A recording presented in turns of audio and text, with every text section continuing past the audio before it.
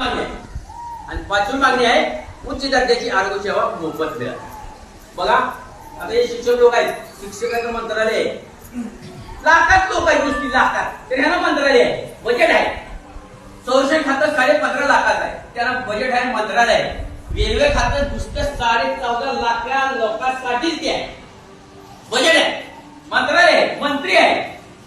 आणि एवढी कोटीत लोक, 20 कोटीत लोक जनता आहे, त्याच्यासाठी साधं मंत्रालय नवं साधं ऐकली सुद्धा नाही मिळणार. यापर्यंत मिळणार कसा आपला?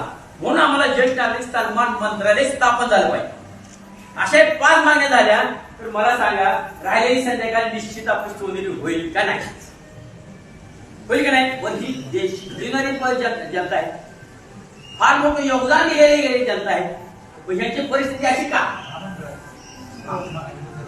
आता ही मागणी करत असताना त्यांनी काय केलं? एवढं करत नाही, ज्येष्ठ नागरिक महामंडळ तयार केलं.